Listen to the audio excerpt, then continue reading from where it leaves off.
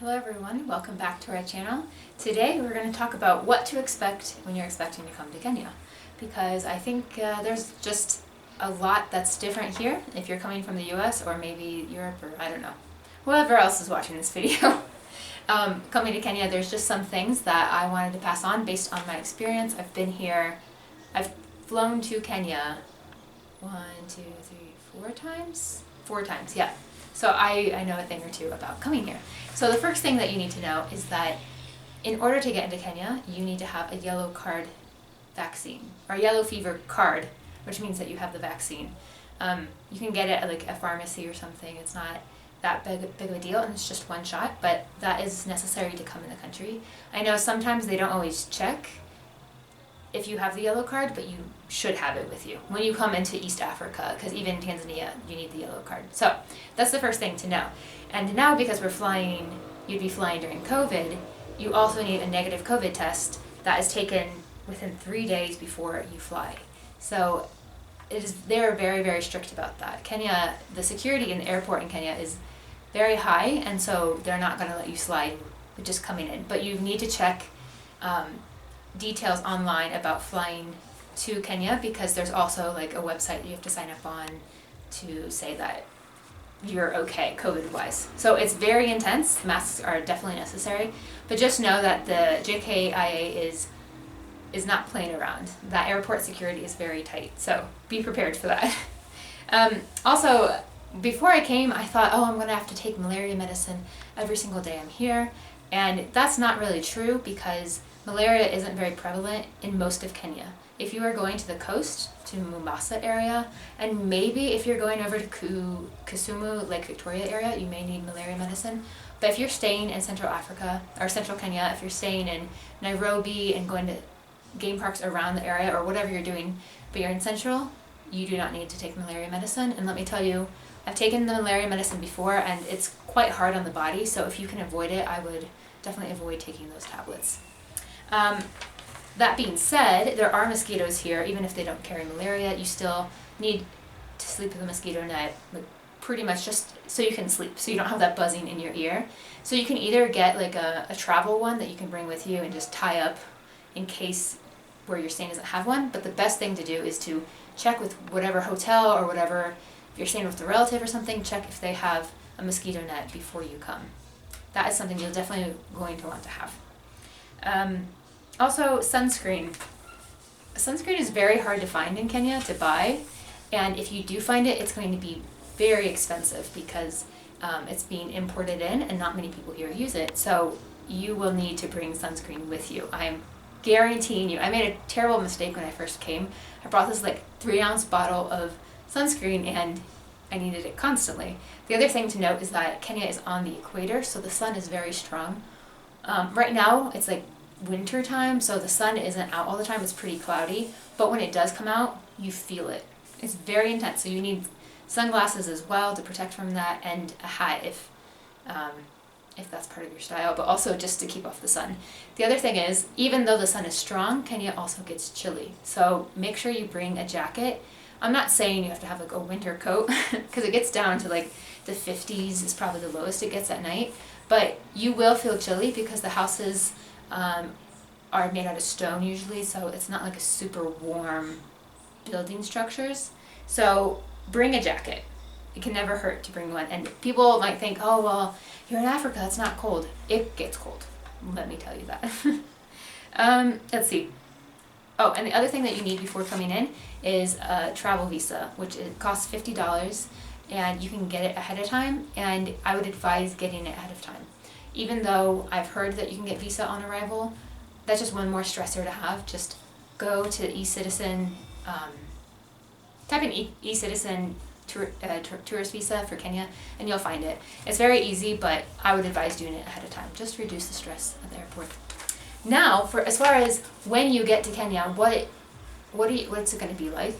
Besides, okay, you have all your luggage, it's all packed and ready to go. Now what? Oh, I forgot something you should bring. You should bring walking shoes, and shoes that can get muddy, because not every place that you go will be tarmacked.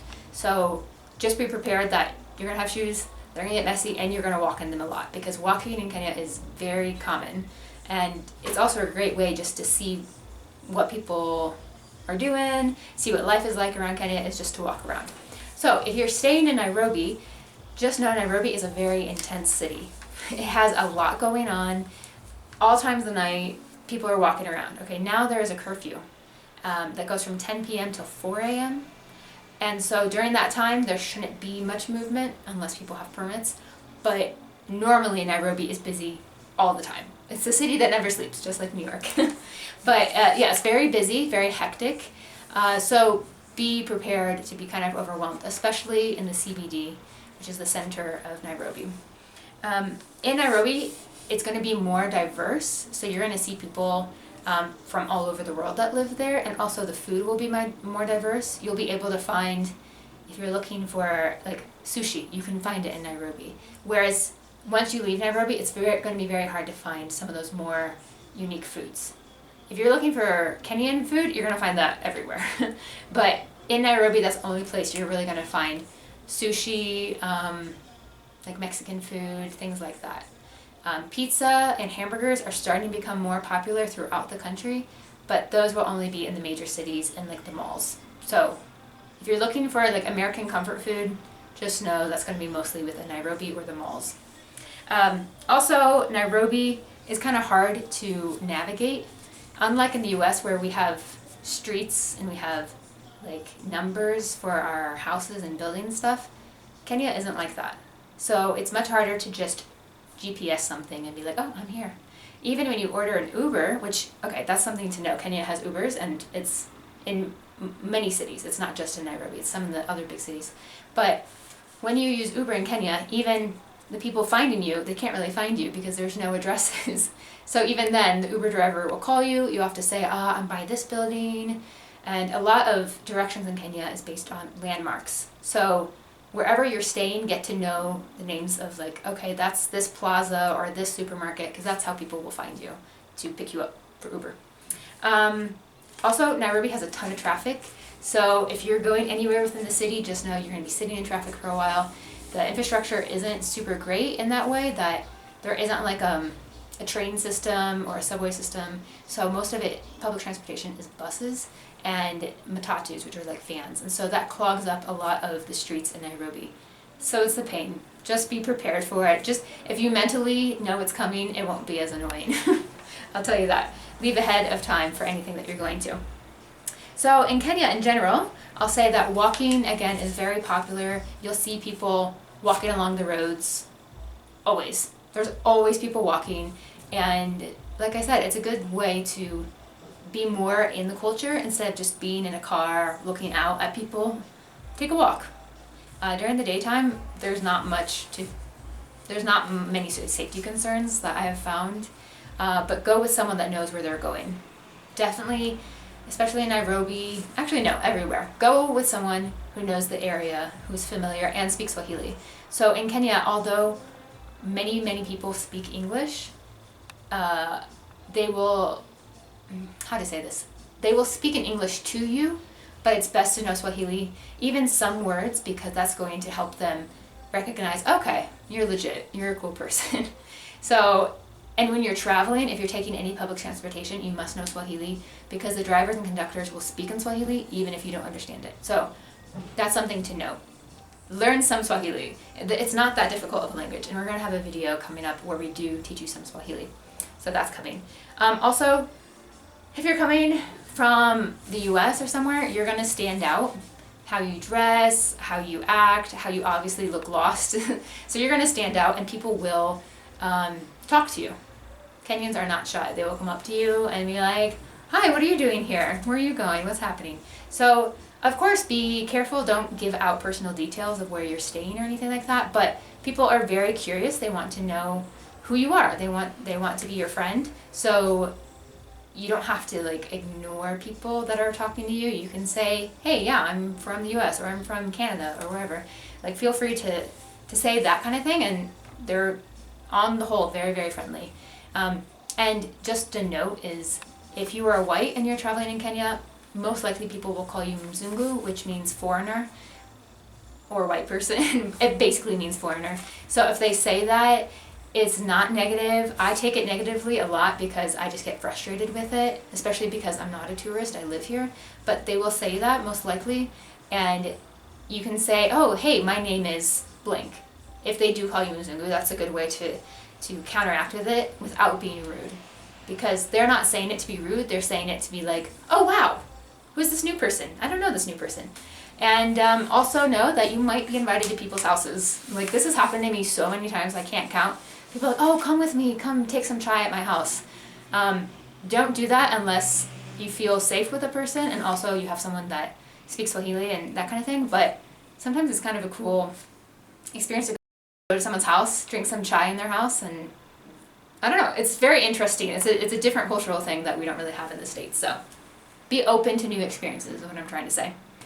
And Kenya is a mix of like urban life and country life. So most people in Kenya kind of have those two sides of them. So they'll be able to take you around Nairobi, but then they also know how to take care of chickens and things like that. So that's something to know, is like the country is both. And you'll experience both when you come, both country and urban life. So be prepared for that, and that's why you need to have shoes that can go anywhere, because you might go anywhere and you need to be ready for that. And then as far as food, the Kenyan food is pretty, I don't want to say basic, but it's not like spicy.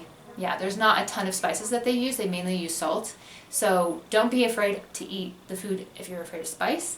A lot of the food is super, super fresh. So they like to eat kale and maize, tomatoes, onions, you know, that kind of stuff, but it's very fresh. So someone that comes from a country where we have lots of processed foods, the fresh food will most likely disturb you.